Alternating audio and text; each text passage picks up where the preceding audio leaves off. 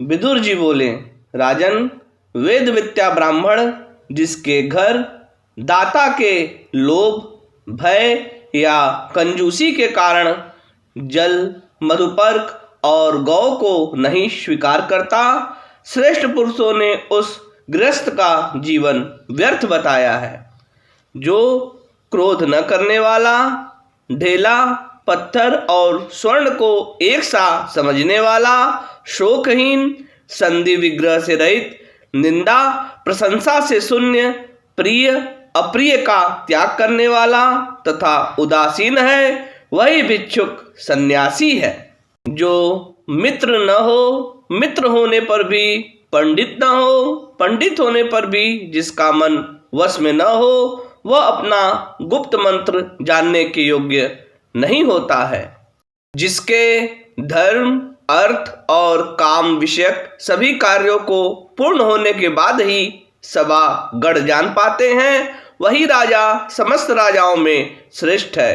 अपने मंत्र को गुप्त रखने वाले उस राजा को निसंदेह सिद्धि प्राप्त होती है। जो मोहवश बुरे कर्म करता है, वह उन कार्यों का विपरीत परिणाम होने से अपने जीवन से भी हाथ धो बैठता है। उत्तम कार्यों का अनुष्ठान तो सुख देने वाला होता है, किंतु उनका न किया जाना पश्चाताप का कारण माना जाता है। जिसके क्रोध और हर्ष व्यर्थ नहीं जाते, जो आवश्यक कार्यों की स्वयं देखभाल करता है और खजाने की भी स्वयं जानकारी रखता है, उसकी पृथ्वी पर्याप्त धन देने वाली हो जाती है। देवता, ब्राह्मण, राजा, वृद्ध बालक और रोगी पर होने वाले क्रोध को प्रयत्न पूर्वक रोकना चाहिए। निरर्थक कलह करना मूर्खों का काम है।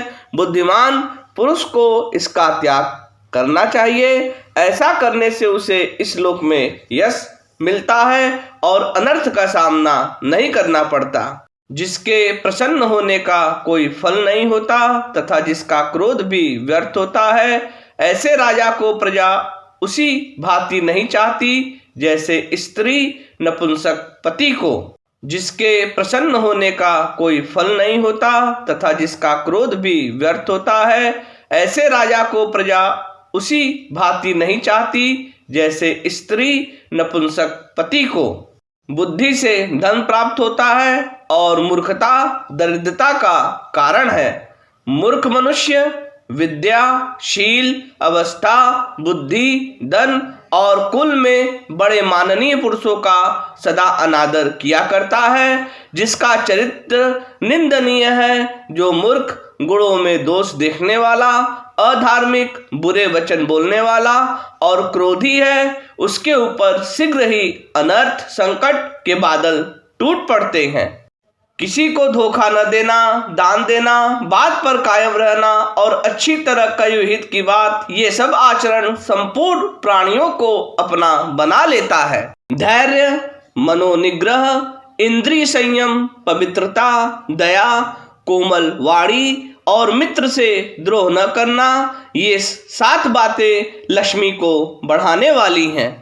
राजन, जहाँ का शासन स्त्री, जुआरी और बालक के हाथों में है, वहाँ के लोग नदी में पत्थर की नाव पर बैठने वालों की भांति विपत्ति के समुद्र में डूब जाते हैं। जो लोग जितना आवश्यक है उतने ही काम में लगे रहते हैं, अधिक में हाथ नहीं डालते, उन्हें मैं पंडित मानता हूँ, क्योंकि अधिक में हाथ डालना संघर्ष का कारण होता है। जुआरी जिसकी तारीफ करते हैं, चारण जिसकी प्रशंसा का गान करते हैं और वेश्याएं जिसकी बड़ाई करती हैं, वह मनुष्य जीता ही मुर्दे के समान है। हे भारत, आपने उन महान धनुर्धर और अत्यंत यशस्वी पांडवों को छोड़कर जो यह महान ऐश्वर्य का भार दुर्योधन के ऊपर रख दिया है, इसीलिए आप शीघ्र ही उस ऐश्वर्यमत से मूढ़ दुर्योधन को त्रिभुवन के साम्राज्य से गिरे हुए बलि की भांति इस राज्य से भ्रष्ट होता देखिएगा। जय श्री कृष्ण।